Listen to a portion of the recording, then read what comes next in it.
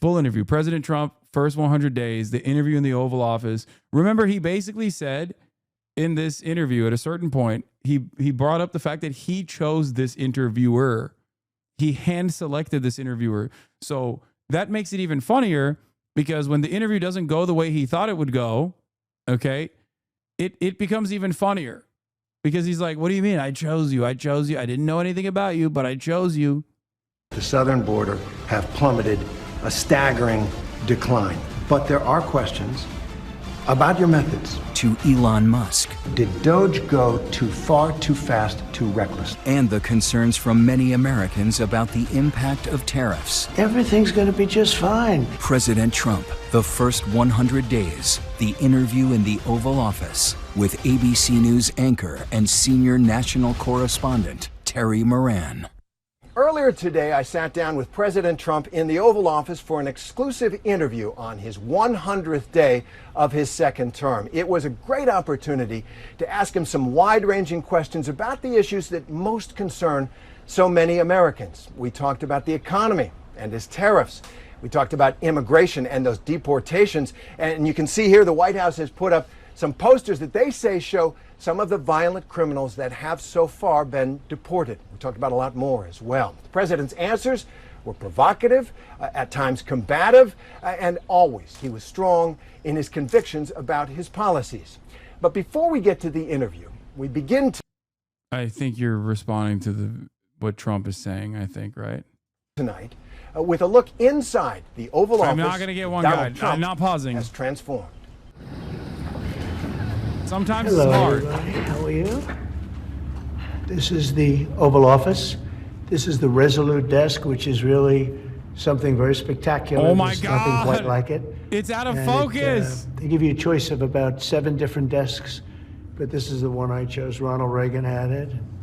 FDR had it. A few people had it, but I found it to be the most beautiful. It is amazing. This is an amazing space, and amazing maybe architecturally wonderful, but amazing for what it represents. It represents the U.S., and if properly used, a lot of good things can happen. I see Ronald Reagan over there. Yeah, and if Ronald improperly Reagan. used, Trump Being in happens. the Oval Office is very important. See Ronald Reagan here, and put him a little bit larger. It sort of seemed to fit very nicely.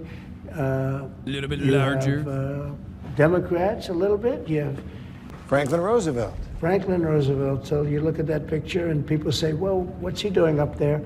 But look, he was a serious president, whether we like it or not. He was a Wait, four-termer. why wouldn't you like and, FDR? Went through a war. What the? You have Lincoln, you have Washington, but you look over here, that's Monroe, the Monroe Doctrine. Why is he up there? I think the Monroe Doctrine was pretty important. That was his claim to fame. Over here, you have the original. Chad, I say, why wouldn't Trump like FDR? Japanese internment camps is something that Trump would like. But even like Social Security and stuff, like you're not supposed to say you hate those things. Those are popular things. People say positive things about FDR, even if they're Republican, usually, unless they're like crazy libertarians. Abraham Lincoln and George Washington, and of course you have the Declaration of Independence. What does it mean to you? Well, it means exactly what it says. It's a declaration. It's a declaration of unity and love and respect, and it means a lot. And it's something very special to our country. Lincoln's portrait up there. I'm not familiar with that one, but I think when I'm looking at that famous line in the second inaugural, with malice toward none, with charity toward all. Well, he was a great president. He went through a lot. And the Oval Office is always changing between presidents. And It changes, that says yeah, something. it does. What does this say about how you feel about the country and the office? Well, I think it says I love the country. I mean, I'm putting pictures of presidents up that have never been up, pictures that weren't largely used. And in many cases, great men, in this case men, but great men. Could great be women. achievement. And your every detail, it seems. Yeah. This is your office. I'm a very detailed person. I'm a very clean person. I like cleanliness. I like to see the space be treated properly. I've added a lot to the space in terms of beautification, in terms of modernization. It just means Gallery gold. of presidents. It really is. It really is. So, and it's an honor to have you people with us. Mr. President, thank you for doing this. Thank you very much. Here in the Oval Office, it's special. 100 days into your second term. So what's the one thing, just one thing, that you think is the most significant thing you've done so far in these 100 days? Well, I think maybe the border is the most significant because our country was really going bad. They were allowing people to come in from prisons, as you know, and you've heard me say it, but you've heard a lot of people say it. Prisons, mental institutions, gang members, murderers. We had many murders, 11,888, they think. I'm sorry for repeating myself over and over again, but ironically, the faucet of misinformation that Trump presents makes it pretty impossible, makes it damn near impossible to combat. Like, everything he's saying here in front of a fucking journalist is wrong. Everything he just brought up is wrong. And what is he supposed to do? Like, this journalist is supposed to be like, wait, you're saying what? Like, they're coming in to do murders from insane asylums? Like, what? Where have you gotten this information? Is there any actionable intelligence that has arrived at your desk? You've been saying this since before you even got into office. Like, where did you get this information? Like, nothing. Some murdered more than one person. So you had murderers coming in, you had everybody coming in, and not just South America, from all over the world. They were emptying their prisons into our country. And now it's totally closed down. And you've seen just yesterday, they announced 99.9%. Nobody thought that could happen. And it happened quickly, very quickly. And I think that's very significant. But we're doing other things. Like, nothing. Nothing on that. Partially because the journalist wants the interview to be conducted at all. And he knows that if he starts pushing back here on the off rip, he's not going to get anything. Things that are very significant. Results will take a little bit longer because it's one of those, you know, it's complicated. It's many years of trading abuse. We've been abused by other countries for years and years. They laughed at us. They thought we were stupid people, and we're fixing it. And I think that's going to be very, very important. But We have a lot of ground to cover. Yeah, I would really say that the border is so important. You know, just And can't we'll get there. let that Immigration, happen. huge. Yeah. And we're going to get there. But I want to start with the economy, the number one issue for so many people, for just about everybody. It's one of the main reasons that you're back in this office. And now we have this trade war with China that Moody's and other analysts say is going to cost American families thousands of more dollars per year. And there is a lot of concern out there. People are worried. Even some people who voted for you saying, I didn't sign up for this. So how do you answer those concerns? Well, they did sign up for it, actually, and this is what I campaigned on. I said that we've been abused by other countries at levels that nobody's ever seen before. We were losing 3 to 5 billion. Low-key, he's right. I'm sorry. He's 100% right. When Trump supporters say, oh, I didn't sign up for this, it's like, no, you did. You literally did. He said it like a lot. He said it nonstop. You can call him many things. You can call him a liar, but you can't say he's not fulfilling exactly what he promised. Now, there's also a goal there, supposedly, for why he's doing this, and that goal is never going to be accomplished. That part is a lie. But in the short term, the tariff stuff is absolutely prominently displayed in his campaign material. Prominently. $1 billion a day on trade. We were losing $1.5 trillion to $2 trillion a year. Not sustainable.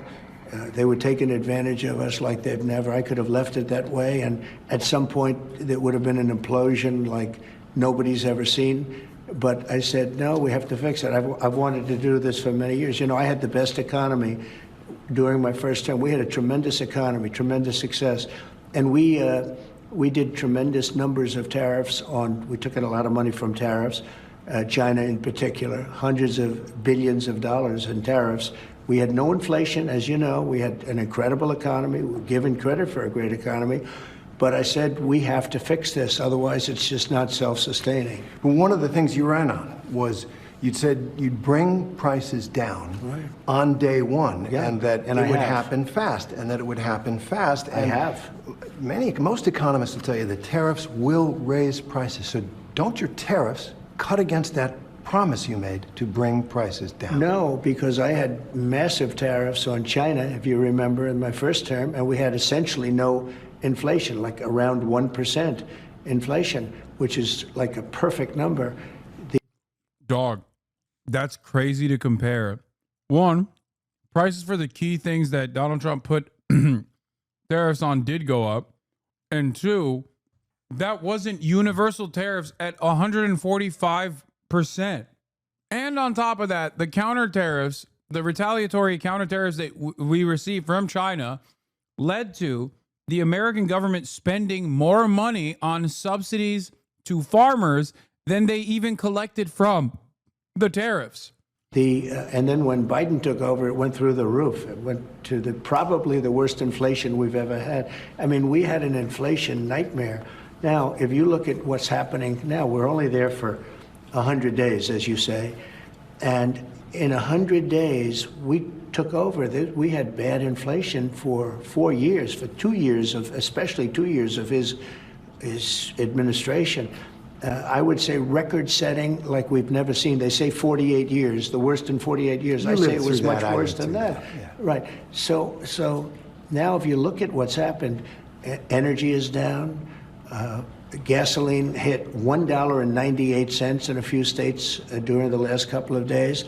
It was $3.50 and $4 and $4.50. But gasoline is way down. When I took over, you remember the big thing with eggs. They hit me the first week. Eggs, like it was my fault. I said, I didn't cause this problem. This problem was caused by Biden. What's the problem with eggs? And they said, they've doubled. And well, eggs are down 87% since I got involved. A lot of that is bird flu. And by the way, and there right? were plenty of eggs for Easter, which we just went through. There were plenty of eggs for Easter. They were saying you won't have enough eggs for Easter. My secretary did a fantastic job on eggs. Groceries are down. Everything's down. Okay. Interest rates are the same. Interest rates should be down, but we have a Federal Reserve that wants to be stubborn. They want to be cute. We'll get to that. You said something a couple weeks ago that struck me. You said concerning the tariffs, which economists say are going to raise prices, you said, quote, hang tough. Yeah. It won't be easy. You said that to the American people. Is that what Americans should expect, some hard times? I've said that during my campaign. Look, we won a campaign by a lot. We won all 7 swing states. We won the popular vote by a lot. You know, we had a tremendous campaign. I said all of these things during my campaign. I said, you're going to have a transition period. We've been ripped off by every country all over the world. They're laughing at us. They thought we were stupid people, and we were. And I said, that's not going to happen. We're not going to let that happen. Hard times are ahead? I don't think so. I think great times are ahead. Look, since I came in, gasoline is down, groceries are down, egg prices are down, many things are down, just about everything. You know, you don't have the drop in fuel and energy and oil like we did. I took it from maybe... Covered this yesterday, but the price of crude oil has gone down, but the price of gas at the pump has not. And also on top of that, there's going to be some hard times in the recovery period. Would be correct if there was actually a recovery program, if he was also working on rebuilding a manufacturing base in the United States of America, rebuilding infrastructure, training the necessary labor force to be able to take on high precision manufacturing. You know, a competitive domestic manufacturing industry is a necessity. But because he's not doing that, and there's no plan to do that, and it's virtually impossible to do that within the capitalist framework that he has in mind, this trade protectionism is just idiotic, and all it will lead to all it will do is it'll lead to shortages, and it will lead to price increases and layoffs. $3.20, maybe more than that, down into a much lower number.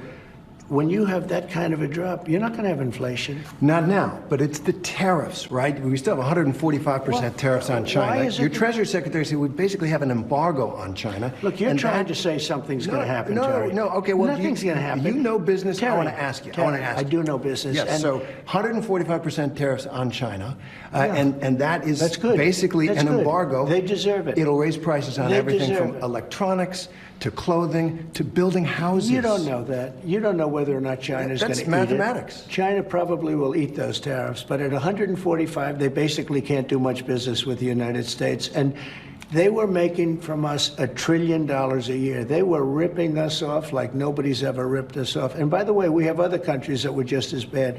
If you look at the European Union, it was terrible what they've done to us. Every country, almost every country in the world was ripping us off. They're not doing that anymore. I want you to think about the boom that this country has had in small businesses, mom and pop Etsy stores, small businesses that became big businesses. They haven't had a boom because of inflation. Well, the boom was inflationary boom.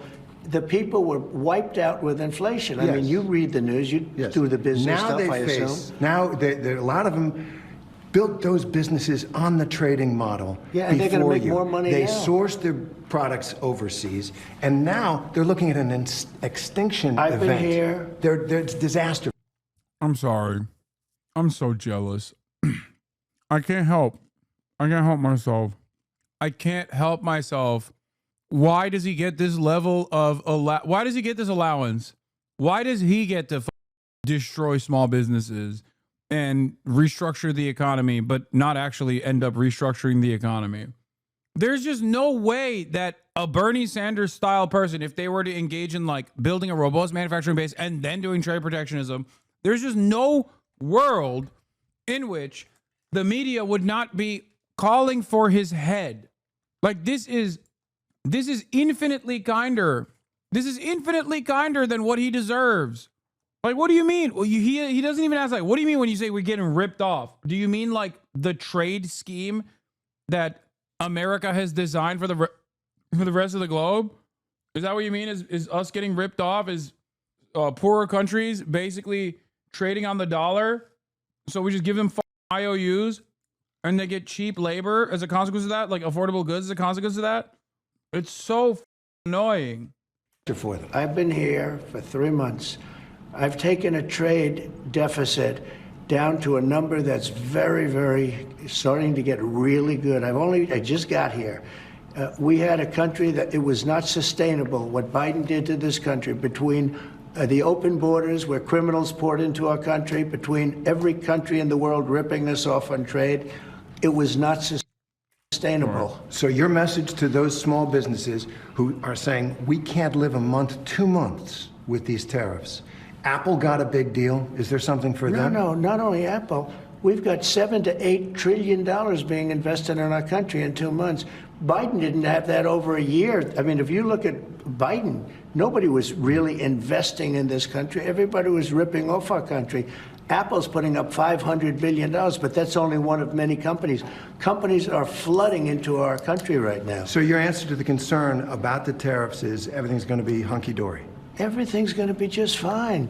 It wouldn't have been if I didn't do this. I had a choice. I could leave it, have a nice, easy time, but I think ultimately you would have had an implosion. Our country had inflation that was worse than they've ever had it before. You don't mention that. Why don't you mention that? We had the worst inflation probably in the history of our country. People say 48 years. Probably in the history of our country, we had the worst inflation. And people were dying over the inflation. You know that. Now the grocery prices are coming down. The energy prices are coming down. Gasoline's coming down. It's all heading in the right direction. Okay, let's move on to immigration. Coming up. It is an undeniable fact that illegal crossings at the southern border have plummeted, a staggering decline. But there are questions about your methods. President Trump, the first 100 days continues. Okay, let's move on to immigration. And as you said, it is an undeniable fact that illegal crossings at the southern border have plummeted, a staggering decline. But there are questions about your methods. And so I want to ask About my message? Methods. Incredible take from ABC. Thank you for your impartiality, sir. Yeah, I mean, if I were to, crime is overwhelmingly committed by men who are natural-born U.S. citizens. Yeah, if I started killing every man who's a natural-born U.S. citizen with a state mandate, yeah, we would eviscerate crime. We would lower the likelihood of crime.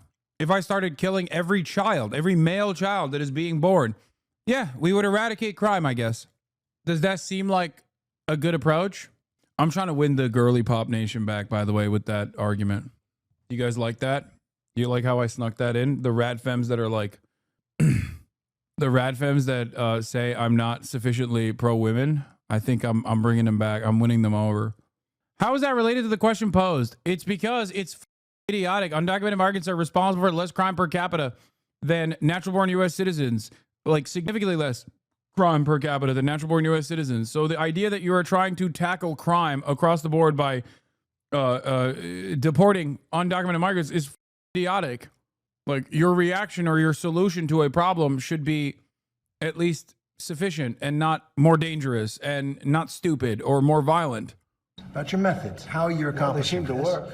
Do you acknowledge that under our law, every single person who gets deported gets a hearing first to make their case? Well, are we talking about people that are citizens of our country or not? No, you're not deporting citizens at this point. Well, let me ask you, did they get hearings when Biden allowed 21 million, because I think the number is 20 million people to flow into our country? You had 21 million people that came into our country through a stupid open border, and they were prisoners, and they were people that you don't want in many cases in our country, right? They came from all over the world. They came from the Congo. They came from South. They came from all over the world. We're talking about some of the roughest countries in the world they had here, including terrorists, by the way. Now, but did we give them a hearing when they came in? Well, the law requires that every single person who is going to be deported gets a hearing first. Well, do you acknowledge that? I'll have to ask the lawyers about that. All I can say is this. If you're going to have 21 million people, and if we have to get a lot of them out because they're criminals, we're going to have to act fast. We can't. Do you think we can give 21 million trials? Let's say each trial takes 2 weeks. Is that what you want us to do? Bro, this is not an argument, dude. Oh my God. Chatters, I need you to understand how dangerous it is that J.D. Vance and now Donald Trump are talking like this, where they're basically gearing up the public for, yeah, no due process. We just simply can't do it. Yeah, if you want to do immigration enforcement action on 21 million people, you have to do due process to 21 million people. There is no, I'm sorry, it's just too hard. Like, what the f are you saying? Then, okay, reconsider and do amnesty instead, like Ronald Reagan did. What the f do you mean? We simply can't do regular trials for 21 million people. Well, there's your answer then. Then you don't do that.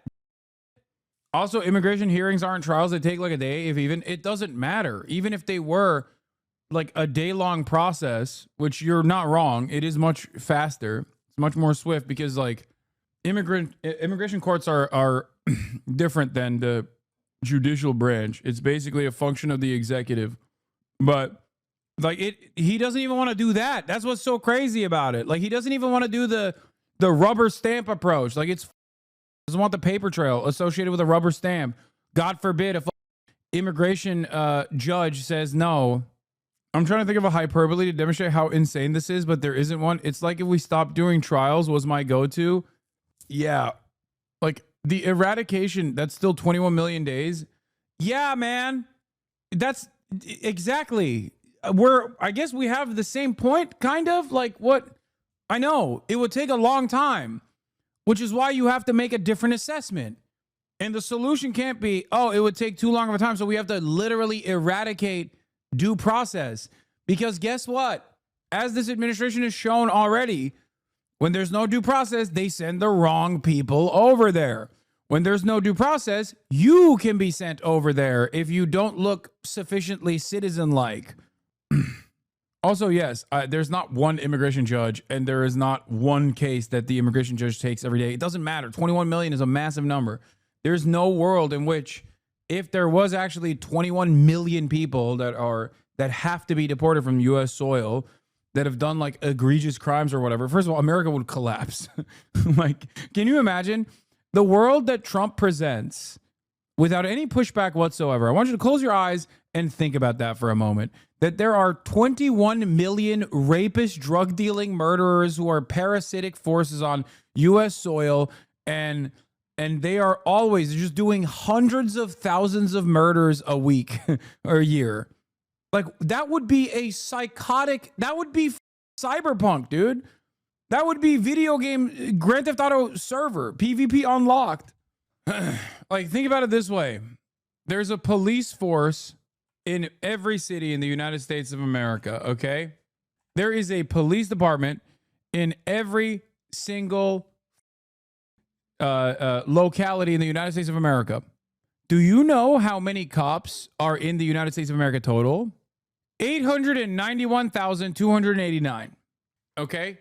Now imagine, there's a cop in every city. Like, you've seen a cop. You see cops all the time when you're driving. Now imagine that there are 20 times the number of like bloodthirsty rapist beheaders out there. They would be everywhere. What are you saying? Like, it's just like such a stupid number to present. It makes no sense.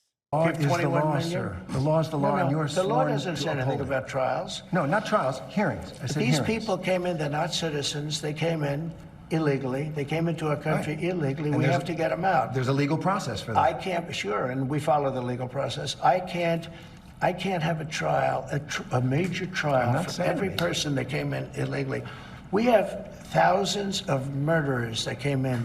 They're going to murder people. They already have murdered people in our country. Right, so we have to get them out, and we have to get them out fast. Really bad guys, but in our country, even bad guys get due process, right? If people come into our country illegally, there's a different standard. These are illegal. They came in illegally. But they get due process. Well, they get a process where we have to get them out. Yeah. Okay, let's talk about the Venezuelans. They get whatever, my lord. What does that mean? Don't let him move on from that. He's like, they get a process where we get them out. That's not what due process means. What the like, that would be a banger response if he was joking. You know what I mean? If he was being purposely cruel and he was like, well, there's a process. It's called get him out of here.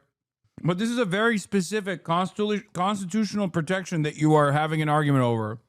Don't let the president get away with saying, no more due process. Sorry, it's too hard. Right. All right, let's talk about the Venezuelans. You deported more than 200 Venezuelans to that prison in El Salvador. You say they're violent, they're gang members, they're terrorists. Many of them don't have a criminal record at all. Well, but I'm not so sure about that if you take a look. I want to read you something. Excuse me, when you look at those people, they were violent people. They were violent people. But many of them don't have a criminal record at this point. I want to read you something. Well, it's based on their lawyer, what their lawyers have said. Okay. Joe Rogan said this. Joe Rogan, one of the leading podcasters, Trump supporter, about the deportation of Venezuelans. He said, quote, rounding up gang members and shipping them to El Salvador with no due process, he said it was dangerous, and added, quote, we got to be careful that we don't become monsters while we're fighting monsters. Is Joe Rogan right? Oh, I agree with that 100%. Yeah, we want to be careful, and we are careful. We're doing something that has to be done. We have a country that's very sick. Joe Biden, and it's not him because I don't even think he knew what the hell was happening, but the people around him are vicious people, and what they've done to the country is unbelievable. They've allowed 21 million people to pour into our country. Many of these people are criminals. They've allowed you mentioned Venezuela, the jails of Venezuela to be emptied into the United States. Do you know Venezuela crime is way down? Way, way down. You know why? Because their criminals are now living happily in the United States of America, and we're getting them out. And I was elected to get them out, and we're getting them out. Under the law. And we're getting them out fast, and we're getting them out legally. Now, E-Style, I agree with everything you said. Disagrees entirely. I wonder if Ethan's fan base recognizes that. Probably not. It is the same kind of narcissistic take where it's like, no, I agree with everything you're saying, except I don't agree with a single damn thing, and I'm going to keep lying. Like, just kidding. Don't agree at all. Now, in some cases, we have judges. In some cases, they're radical left judges. What happened the other day where a judge was protecting a criminal was horrible. And I think she's got big problems, frankly. And there are a couple of them like that. I want to talk about one man. Wait a minute. Yep. We have to be treated fairly by judges. And we're not being treated fairly by all judges. Oh, that's a subject. So you're saying that You don't like some of the rulings, some of the court orders? I think the rulings will be overturned, yeah. All right, well, let me ask you about one man and one court order. Kilmer Abrego Garcia. He's the Salvadoran man who crossed into this country illegally, but who is under a protective order that he not be sent back to El Salvador. Your government sent him back to El Salvador and acknowledged in court that was a mistake. And now the Supreme Court has upheld an order that you must return him facilitate his return to the United States. What are you doing to comply? Well, the lawyer that said it was a mistake was here a long time, was not appointed by us, should not. That's such a funny way to counter this, because he's saying like, no. The lawyer was too experienced. Like, I know he's trying to say it's a radical lefty lawyer, as in like Obama brought her in or something. Okay. But the irony is, half of those people that he's talking about are immigration lawyers and immigration judges. So they are already pretty reactionary. They're already pretty right-wing. They're very conservative. And even then it doesn't matter, because like, that's normal process. Like, the problem with this lawyer, this immigration lawyer, was that she was following on the normal process. Because like in previous circumstances under the Trump administration, when you recognize that the federal government actually made an immigration enforcement action that was wrong, that was made erroneously, or there was like some kind of issue with the process, then they just admit that they're wrong, and then they demand the return of the person. Like, this has happened so many times. So that lawyer probably wasn't being brave or bold. That lawyer was going, yeah, this is what we always do. I've been an immigration lawyer for 40 years. This is what I've always done. The problem is, now you have Donald Trump, the second time, taking on a much more insane stance on this stuff. So now they're punishing lawyers for doing their previously also very conservative, very reactionary positions on immigrant enforcement. Jesus Hasan, keep your explanations brief. What? Okay, my bad. What? Not have said that, should not have said that, and just so you understand, the person that you're talking about, you're making this person sound, this is a... Bro hit me with the grok. Summarize what this guy is saying. That was amazing. MS-13 gang member, a tough cookie, been in lots of skirmishes, beat the hell out of his wife, and the wife was petrified to even talk about him, okay? This is not an innocent, wonderful gentleman from Maryland. Weird, because the wife is like actively petitioning the government to bring her husband back. So I don't know why you're presenting this as though it's a favor to the wife. I like that because the wife is also, despite being an American citizen, she's also brown. So for Trump, it's like easy to avoid that. Like, he's like, yeah, whatever. The wife doesn't know any better. She's basically a Mexican herself. Like, that's what's happening here. The wife is like, hey, can you please bring my husband back? This is crazy. And Trump is just like, yeah, he was beating her wife. He was beating his wife. Trump just launched his own state news website. Wait, what? Bro! Oh, this is funny. I like this. I like this for very nerdy reasons. This is, I think, basically trying to recreate Drudge Report. Famously, an old school right-wing publication that is now anti-Trump. So I think they made it look like Drudge Report on purpose, as like a you to Drudge Report, to be like, yeah, we'll make our own. Most successful first 100 days in presidential history. Oh, I love this. White House Wire. Speaker Johnson, 100 days, 100 stories. POTUS, in the coming weeks and months, we will pass the largest tax cut in American history. Trump launches his own Drudge Report. Drudge Report. Oh, that's so funny. Oh, what is happening, dude? Oh, God, look at Drudge Report, by the way. This is literally so... Who designed this? I don't know, like some dude in 1997. The most racist guy you know from 1997 designed this and was like, I cooked. They have not changed the design of this website since it started. Yeah, GOCD. And it's funny because they used to be like, obviously they're like super right wing, but they became anti-Trump somewhere along the way.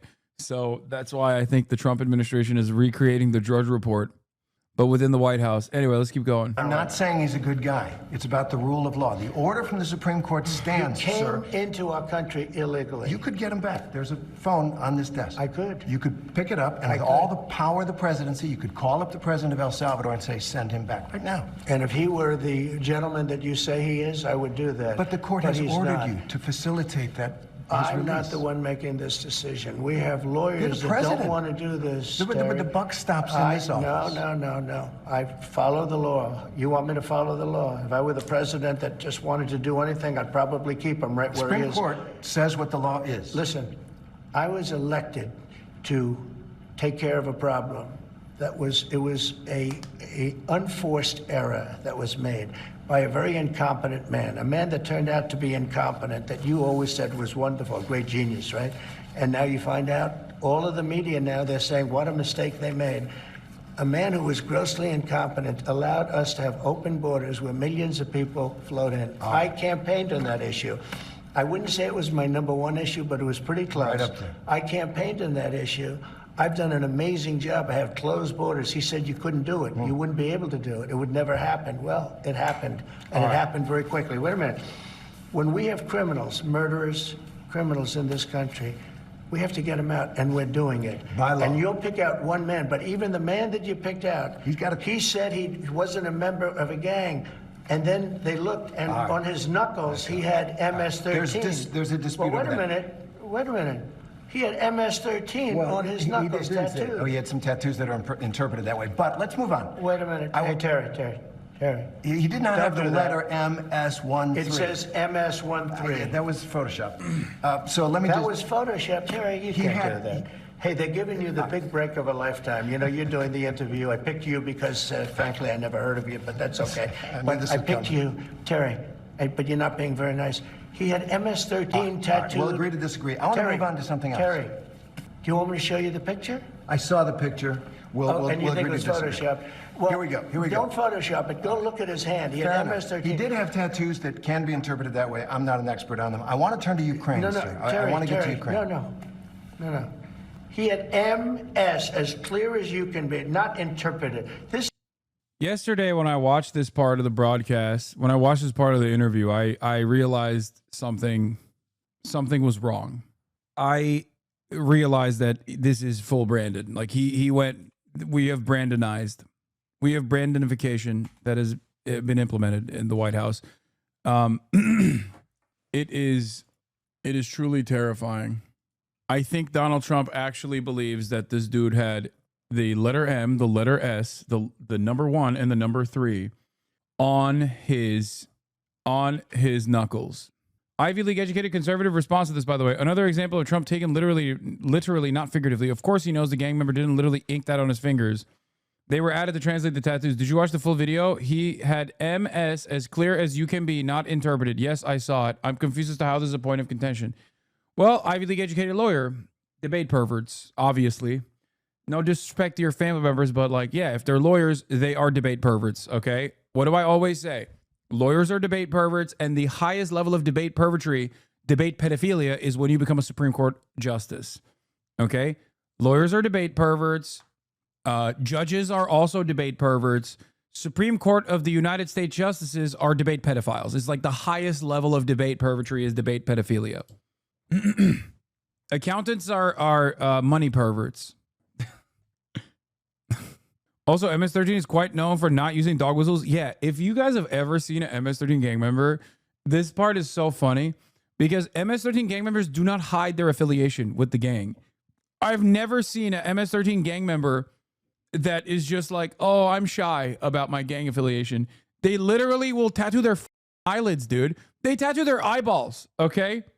Like, you can tell when someone is MS-13. I can't say this is the same thing for other gangs, but for MS-13, it's like kind of their thing where they just straight up will write the letter M, the letter S, and the numbers 1 and 3 pretty prominently on their bodies, sometimes their entire face. They will tattoo their scalps. They will tattoo their eyelids. They will tattoo their eyeballs. They tattoo everything, okay? It's not like there's dudes that just say MS-13 like right here. It's not Like the guy that got deported, Lamau? Yeah, no, exactly not like the guy that got deported.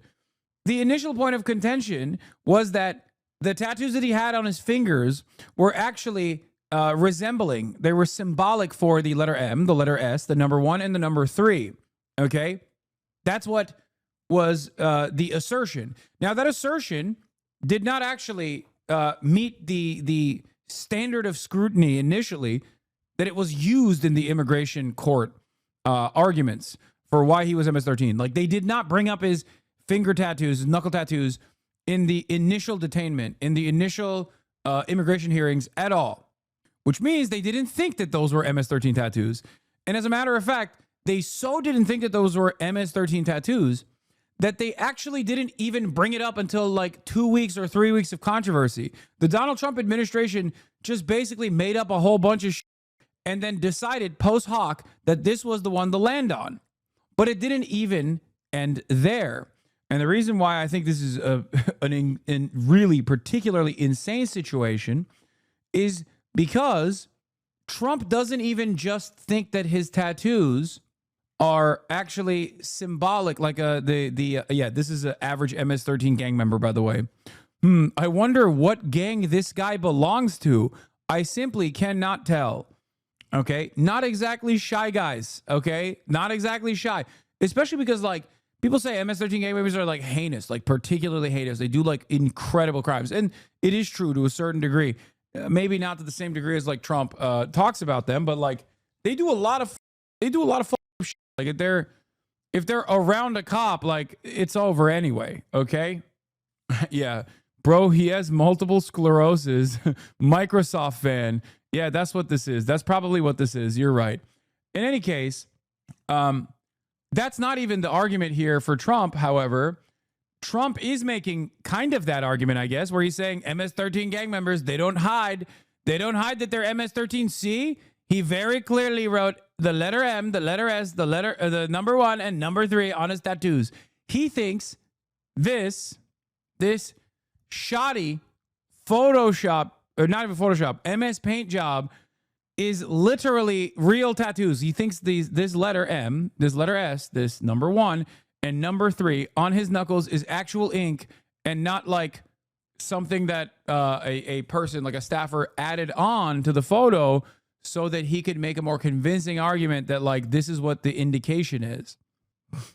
That is what this argument is. That's what Trump is saying right now. And obviously that's not the case. He doesn't have the letter M, the letter S, the number 1, and the number 3 on his knuckles. Obviously that's not the case. Except Trump is not doing this other thing where he also claims that the dude also had the word marijuana, the word smile, the word cross, and the word skull also tattooed. He just thinks these letters are tattooed. Why doesn't he think these are also tattooed? It doesn't make any sense. That's why I say, wait, so Trump actually believes the shitty MS Paint markers added on are actual real tattoos? Does he also think he tattooed marijuana, smile, cross, and skull on his fingers? This is a severe cognitive issue.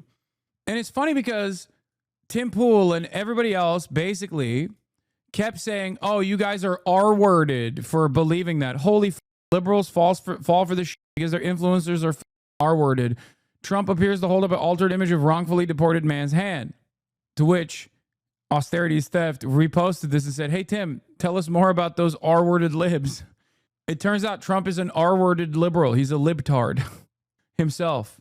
How is the cross and skull supposed to mean 1 and 3?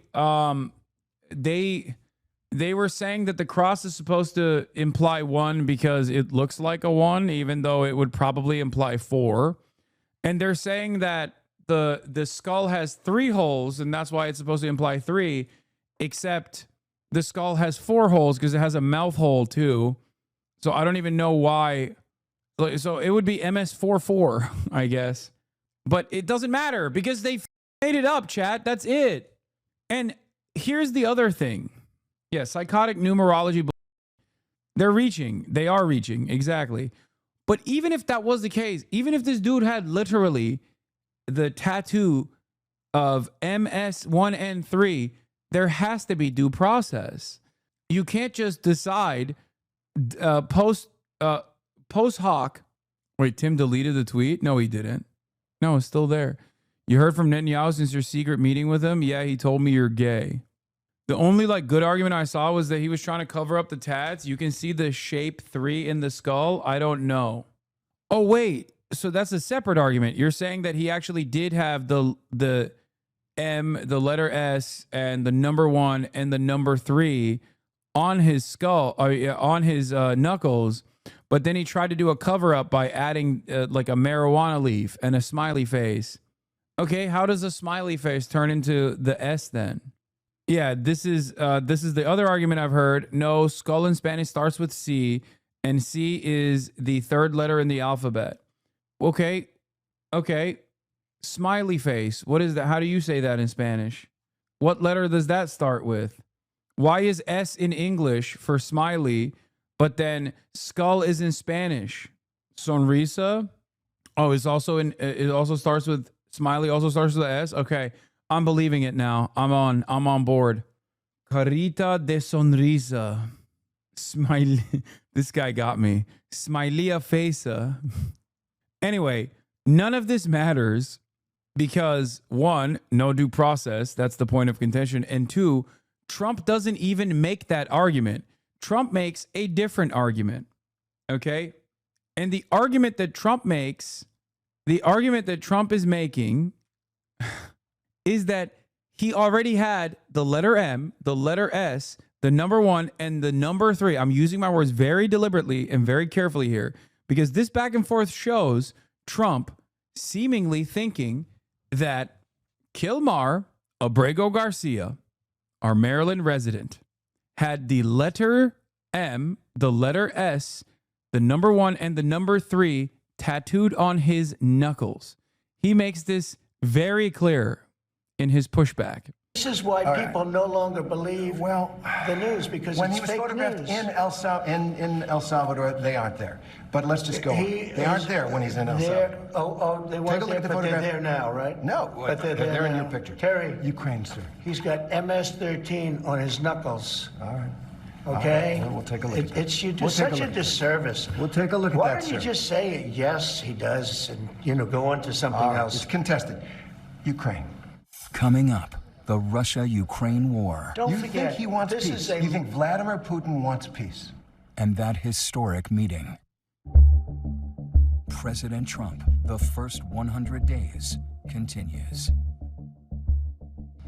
I want to turn, I was just in Rome, and to that moving photograph of you and President Zelensky sitting in St. Peter's Basilica talking peace. It went around the world. Sure. Take us into that moment. Well, look, the Ukraine is a very serious, very tough situation. And this is Biden's war. This is not my war, but I want to see if I can solve it, because probably close to 5,000 young soldiers a week are being killed, Russian and Ukrainian. We also spend a tremendous amount of money in Ukraine, and Europe should be spending much more than us. They're not. They're spending much less. It's been badly handled by the Biden administration. It's been badly handled all the way around, the way around. That moment. The moment was a moment of solace, in a sense, because tremendous numbers of people are dying. A lot of his people are dying. They're being killed. And I feel very badly about it. That's a war that would have never happened if I were president. And it didn't happen for 4 years. It was never even a thought of it happening. It does feel like something's happening after that meeting with Zelensky in St. Peter's. You posted this on social media.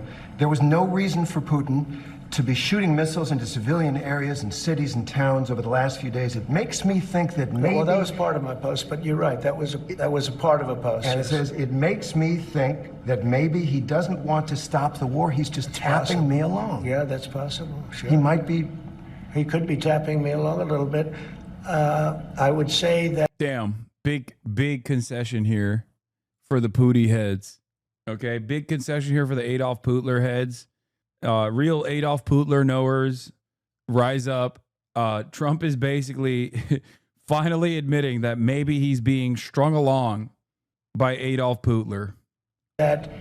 This is the worst interview he's done to date. The only one that I can think of that was more disastrous than this was like on his way out. He did that one Axios interview with the Australian guy where he would like just keep saying like, no one is dying of COVID, it's fake, but also China brought it to us because they wanted to kill us with a bioweapon. Also, don't get vaccinated, it's fine. Like, that one lives in my mind. The Jonathan Swan interview lives in my mind as like one of the most insane interviews that he had done at that point. This one is like coming close to his COVID era arc. I think during COVID, he was losing it a little bit. Like, he definitely was. I think it was also after he had gotten COVID. So he was just definitely not all there. But right here, mental decay has set in. Mental decay has set in firmly within the first 100 days. He's lost it. He's lost the plot. He would like to stop the war. I think that if it weren't for me, I think he'd want to take over the whole country, personally. I always felt. Do you have a Labubu? I do not. I will never be able to get a Labubu because Donald Trump put a tariff on Labubu exclusively. I do still like saying Labubu. I think it's very funny. It's a very funny word. Boo-boo lemon. Labubu. I'm afraid I'm going to have to fly out to Japan to get my Labubu fill. He wanted to think he didn't really believe the MS-13 thing and he was just doubling down. But he seems right now to have really believed Putin and trusted him. I can't think of reasons he could be lying. Yeah, it's hard. It's hard because I don't like making assertions or I don't like making analysis off of like, this person is crazy or this world leader is stupid and demented. Trump makes that very difficult. Trump makes that incredibly difficult for me. Just like Vladimir Putin makes that very difficult because he does do insane shit all the time. But I think Trump especially with the MS-13 thing is like, how am I supposed to not tell you that he's experiencing significant mental decline? Has he come out since this interview and been like, no, I just implied that the knuckle tattoos meant MS-13. Like, has he done that yet? Because I'm expecting it. Like, I'm expecting someone to be like, Mr. President, can you please explain to the American population that you don't actually think that the MS-1 and 3 are painted on this man's knuckles in the form of a tattoo, and you said it in jest. Please just do the thing that you do always. Like, haha, you were just saying it in jest. You don't understand art of the deal. He is feigning mental fatigue. So when I left, because if I am to believe that he genuinely got duped by that MS-13 paint job, MS paint job, then maybe he does legitimately think that he's talking to Xi every night. Like, they found like a Chinese American staffer to talk to Trump, and he unironically thinks like, no, I talk to Xi every day. He's in the White House. He's in the White House. I see him. Much shorter since the last time I saw him. That's right. He's Chinese. He's right here. I'm going to bring him out. Bring out the leader. Just random Chinese American staffer. What do you mean? I talk to him every day. He always tells me, Mr. President, you are so smart. We screwed you over. Bring out the Chinese. there wasn't even a chance that this would happen. Yeah, dude's not even Chinese. He's Japanese.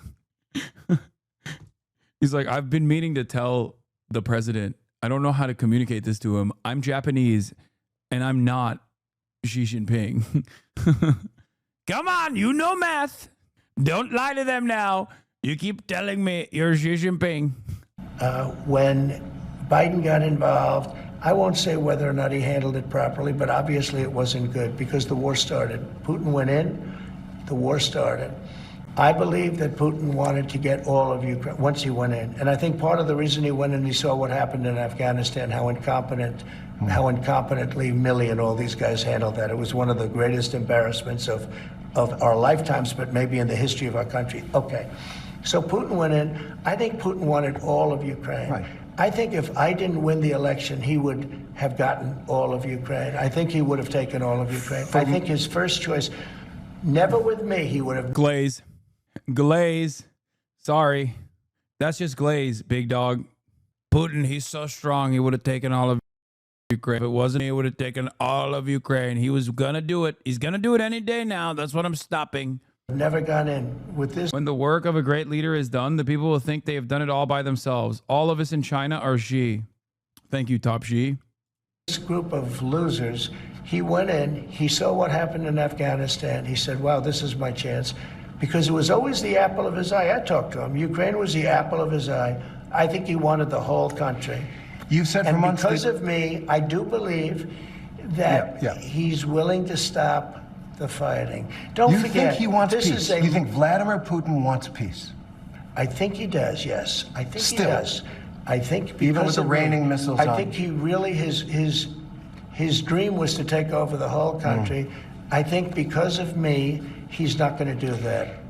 Do you trust him? I think. Do you trust him? I don't trust you. I don't trust a lot of people. I don't trust you. Look at you. You come in all shooting for bear. You're so happy to do the interview. I am And happy. then you start hitting me with fake questions. You start telling me that a guy whose hand is covered All with right, a we're back to tattoo doesn't have the tattoo. You know. All right. I mean, you're being dishonest. No, I'm not. Let me No, I just am tell not, you, sir. I don't trust a lot of people, but I do think this. I think that let's say he respects me. And I believe because of me, he's not going to take over the whole. But his decision, his choice would be to take over all of Ukraine. Okay. It's a war that never should have happened. It did happen because of incompetent people. Last question on this. But it never should have happened. If there's no peace deal, will the U.S. cut off military aid to Ukraine? I don't want to tell you that. I'm not going to tell you whether or not I would or not. I want to leave that as a big fat secret because I don't want to ruin a negotiation. But I'd be worried I will if I tell were you, Ukrainian. I was not happy when I saw Putin shooting missiles into a few towns and cities. And that was not something that I like seeing. And I thought it was inappropriate. But I think the whole war is inappropriate. Okay. Again, it's a war that shouldn't have happened. This is a war that if the election weren't rigged, and it was totally rigged, the 2020 election, if it weren't rigged, you wouldn't have that. You wouldn't have had the embarrassment of Afghanistan. You wouldn't have October 7th with Israel.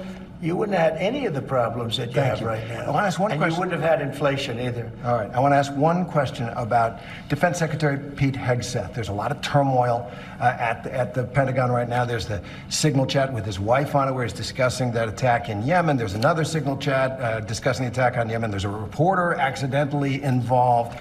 You said the other day that you had a talk with the secretary. Did you take him to the woodshed? I had a talk with him, and whatever I said. Now, October 7th was Biden's fault for real, bro. You know what's really crazy about this? I forget which, I think it was JNS that wrote about me back in the day, the Jewish News Service, where the conversation that I had with AOC, where I was talking about how Trump's actions directly led to October 7. And they posted that, and like AOC agreed with me on this. And they posted that conversation as though this was an own, right? They were like, oh, how dare you say truth, right? And what's interesting about it is that if the Democrats weren't such hypocritical monsters in general on the issue of Israel, where they also were like, please go ahead, do as much unlimited genocide as possible. We love that. Go ahead. It's amazing. We love that you're doing a live streamed baby murder session every day. They could point to that. They could point to the polarization on the issue of Israel. But they are not doing that. And the reason why they didn't do that was because they also like it. They also like what Israel was doing. They wanted Israel to do this. Yeah, here it is. Abraham Accords moving U.S. Embassy to blame for October 7 attack, AOC says. Representative Brad Schneider called AOC's statement both ignorant and abhorrent. Yeah. Here it is. Hasan Piker said that October 7th, the bloodiest day for Jews since the Holocaust, was a direct consequence of the Abraham Accords and many of Jared Kushner's and Donald Trump's administration's actions, like moving the embassy to Jerusalem. Ocasio-Cortez agreed, saying 10,000%, Jewish Insider reported. He is just as responsible for October 7 as anyone else, Piker said. It directly happened as a direct consequence of him moving the embassy to Jerusalem, recognizing the annexed territory of Golan Heights as Israeli territory, going against international law, and also conducting the Abraham Accords, completely sidestepping the Palestinians in the conversation. That is a major reason. I cooked. Once again, posting my W's. Thank you. And the funniest part about like pro-Israeli outlets in general is that they don't even try to say this argument is wrong. They just know that their audiences believe that this argument is wrong. What's the real reason for October 7? It's because, all Arabs and all Palestinians are anti-Semitic monsters that wanted to do mass rapes and they're barbaric, right? That's it. That is the real driving motivator in the minds of Israelis and in the minds of people who are pro-Israel, which is precisely the reason why they don't see any reason, just like the Free Press did not see any reason to go through my remarks and address them or correct the record on them. They just basically expect their viewership to go, how could he say this? It's true. There's no counter to my point because it's correct. You see? But I think this conversation also demonstrates the depravity of the Democrats, like their morally repugnant behavior when trying to continue Israel's bloodshed instead of driving a partisan wedge on this issue. Part of the myth that is that opposing Israel on any front is inherently evil, so just posting this sort of thing as if it was a problem to say it is part of that. Exactly. But to the average person, they're not hopped up on Zionist propaganda to that degree, which is why this division has taken place even in the Western world at this point, where there is this generational divide. They don't have that propaganda baked into their consciousness. So they look at that and go, what? Why is this outlet even saying this is anti-Semitic? This is not anti-Semitic at all. The average person, like what a Hasbara rag, what a pro-Israel rag presents as anti-Semitic information is not going to come across as anti-Semitic information to the average person. That's it. And they just cannot figure that out because they're so lost in their own propaganda. They believe their own I probably wouldn't be inclined to tell you, but we had a good talk. He's a talented guy. He's young, he's smart, highly educated, and I think he's going to be a very good hopefully a great defense secretary, but he'll be a very good defense secretary. You have 100% confidence in I don't Pete have 100% confidence in anything. Okay, anything. Do I have 100%? It's a stupid question. Look, it's a pretty important position. No. You don't have 100%. Only a liar would say I have 100% confidence. I don't have 100% confidence that we're going to finish this interview. We will. Let's go. Coming up, President Trump on Elon Musk and Doge. Did Doge go too far, too fast, too recklessly? President Trump, the first 100 days, continues. Elon Musk and Doge. Everyone knows that there's wasteful government spending. It's really important. But the cuts have had some serious consequences.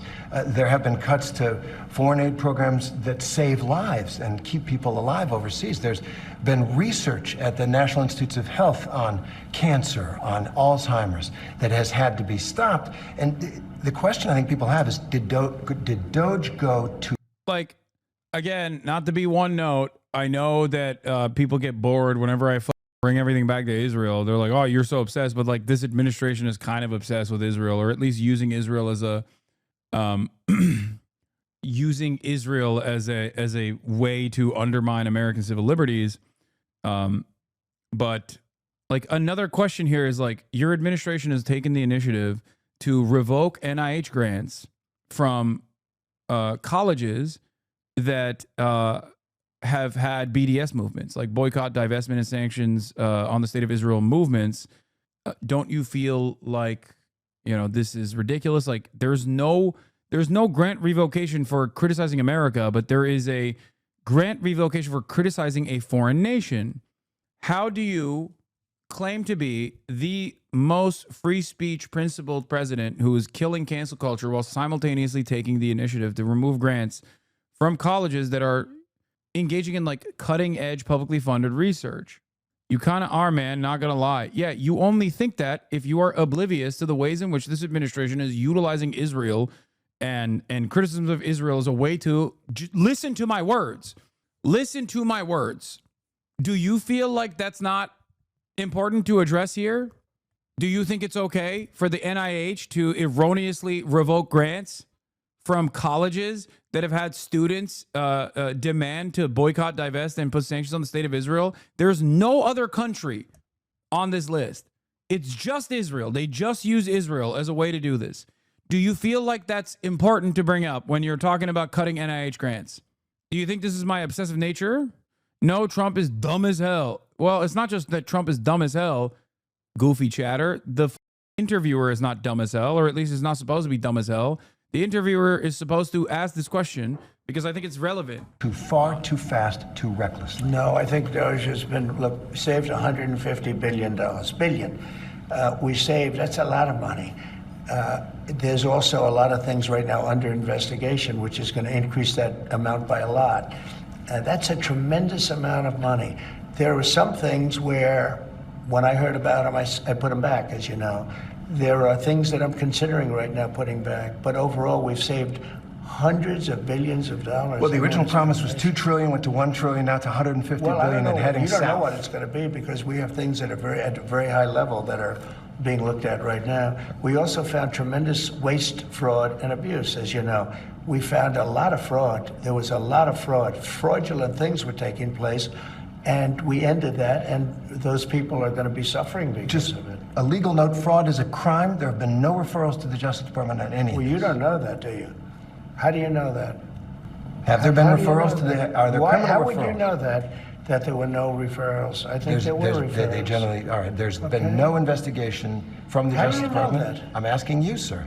No, you're not asking me. You made a statement. You're not now asking I'm asking you. That was a statement that you made. There have now been. I'm asking you. Have there been? Yes, there have. So there have been referrals for fraud from the work of the judge. Take a look at some of these things that took place. Billions of dollars were given to people for no reason whatsoever. Of course they have been. I want to bring up what is truly one of, to a lot of people, one of the biggest achievements of your first term. That is Operation Warp Speed.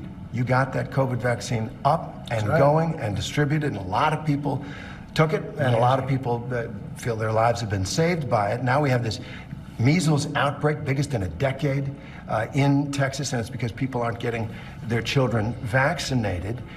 Do you recommend to parents that they get their children vaccinated for measles? Well, I recommend the governors to make the decisions. You have a very talented governor of Texas, and he's making decisions, and those decisions are going to be made rapidly. This is a very much different thing than COVID in terms of rapidity and speed and other things.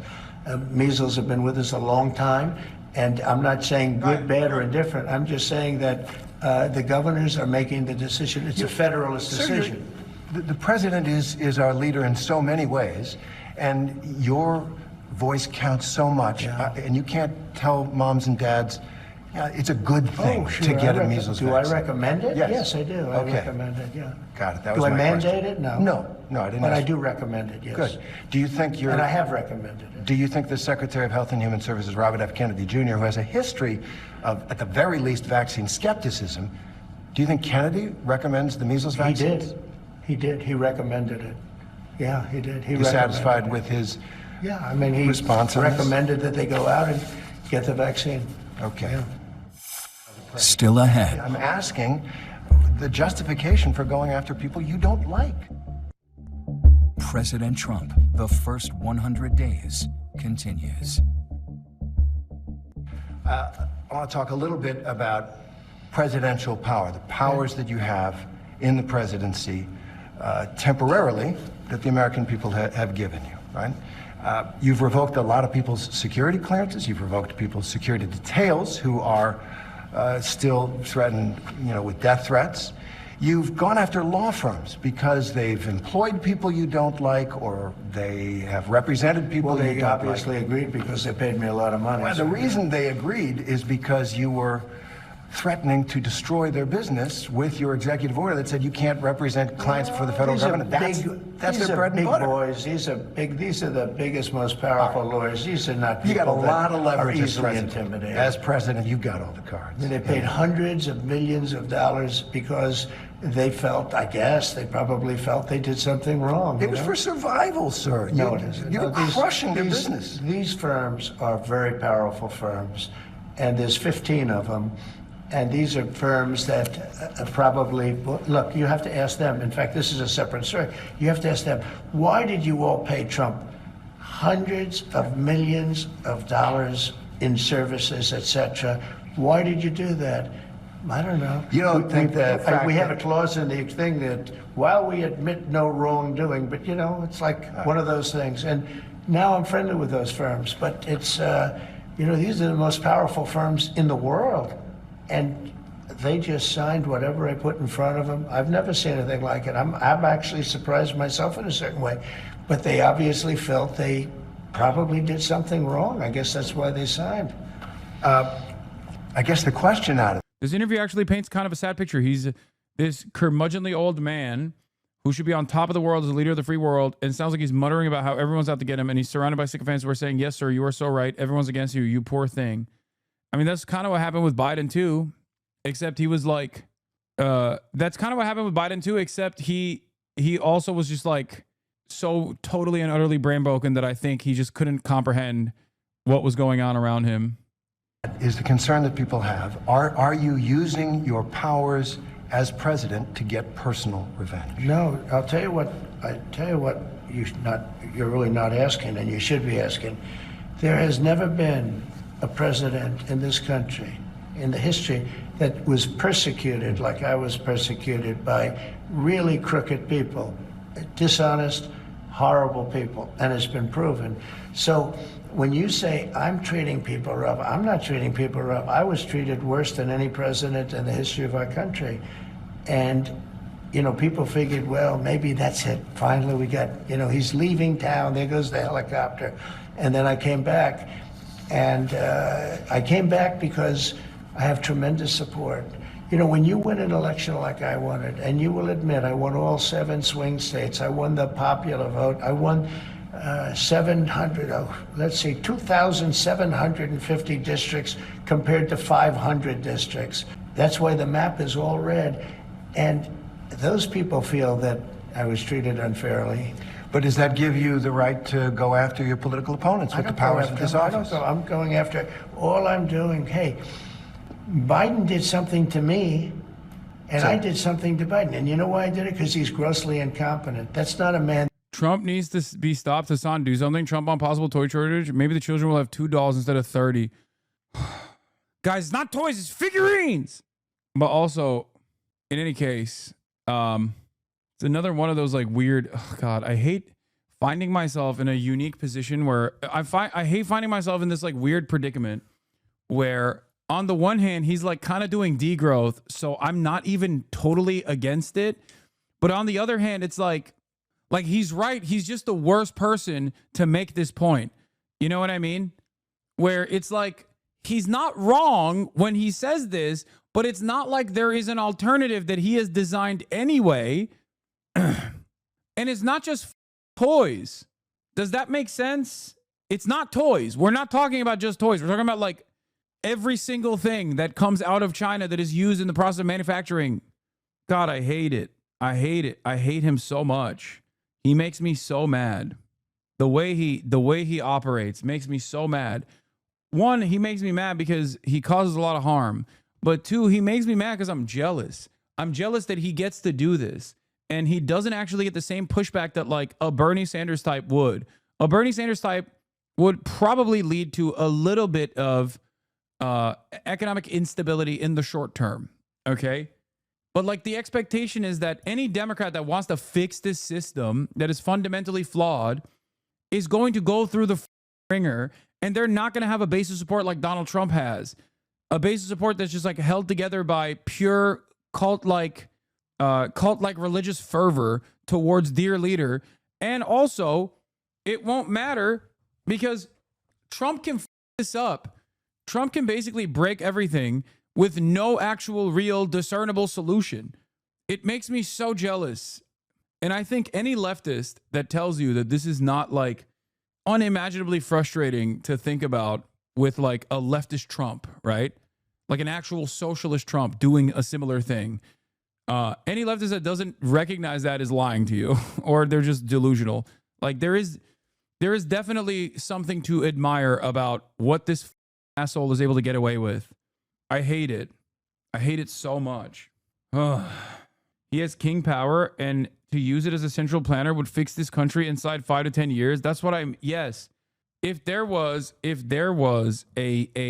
figure that was able to just be Trump, if Trump got beamed with the socialism dart, the socialism laser tomorrow, and restructured the American economy, nationalized the extraction industry, and and created this, central planning committee where they rebuilt this robust manufacturing base, like all this stuff. And he was still the same, like, who just goes on TV and is like, I'm going to do this and it's going to suck for a little bit, but it's going to be good. 20 years down the line, you'll be singing my praises. Like that would unironically extend a lifeline to the American empire, to the project of America.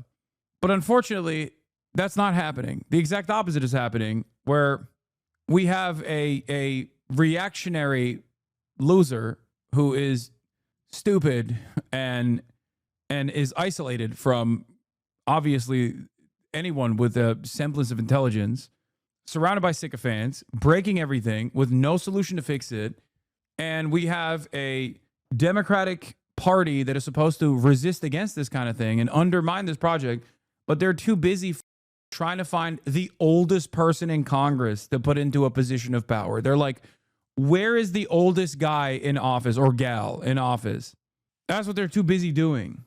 That should be allowed to, be looking at things that are very confidential. But what about because 71 here's people a man that you used an auto pen to sign very important documents. Now, who really is? Do you think he knew that they were using an auto pen?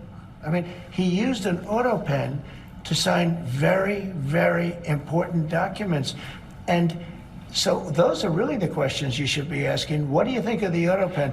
Who wielded the auto pen? Because whoever that person was, think of it, whoever the person that wielded the auto pen, he was really the president of the United States. Because I don't think that Biden knew anything about it. Fair enough. But you are the president now, and I'm asking the justification for going after people you don't like.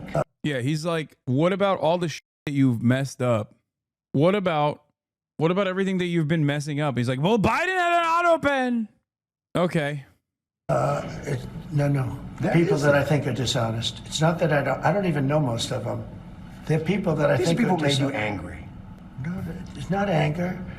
These are people that I think are very dishonest. I don't think they're worthy of being able to go into top secret information. I don't even know what the angle is here. Like, what is his obsession with the auto pen? Is he implying that, like, Biden was held together? Is that the conspiracy? Is that, like, Biden was held together by a group of people that were, like, making decisions at his behest? Is that what it is? Like, I guess it's not, like, that crazy of a suspicion. I think that's fine. And Biden did that with many of our people. But when you look at it, these are people that I don't think are worthy. That's my decision. It's not a question of anger. Okay. I understand you just had a phone call with the new Canadian premier, and they just had this election. Yeah. You were a big issue in it, and Canadians, many of them, are really angry, furious about your talk about we're going to take over Canada, it's going to become the 51st state. And it kind of is of a piece. A lot of travel is down into the United States from around the world. It feels like there's been reputational damage. The country's doing great. Well, prices are down. Not the tourism. Gasoline's down. Energy's down. Tourism is going to be way up. Wait till you see the numbers. The tourism is way up. Not now. Now Canada, tourism's doing very well. We're doing very well. We're doing very well. Wait till you see the real numbers come out in 6 months. Dude, what? Dude, that's crazy. Like, this is such a ridiculous lie. There are immediate numbers to very quickly just, show that he is lying. He's like, tourism is down like 30% by some countries. You don't need to look at 6 months from now. You can look at right now.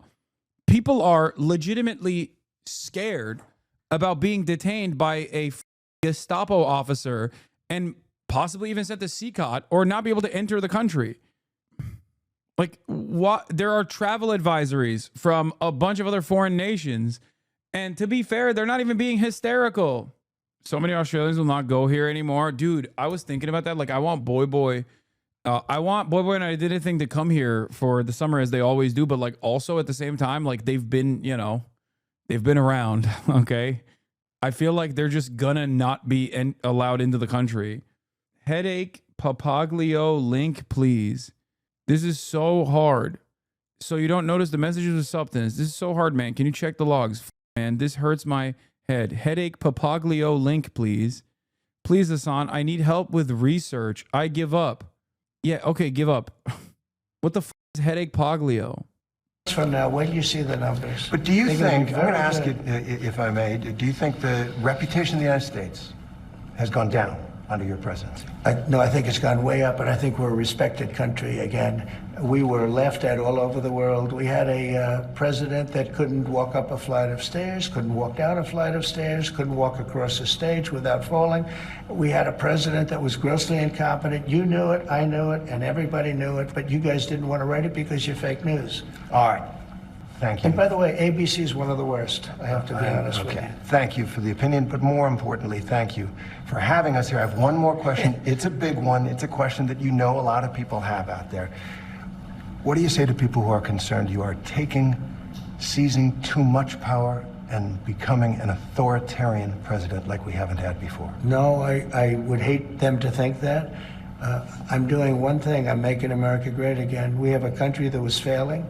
We have a country that was laughed at all over the world. We had a leader that was grossly incompetent. He should have never been there.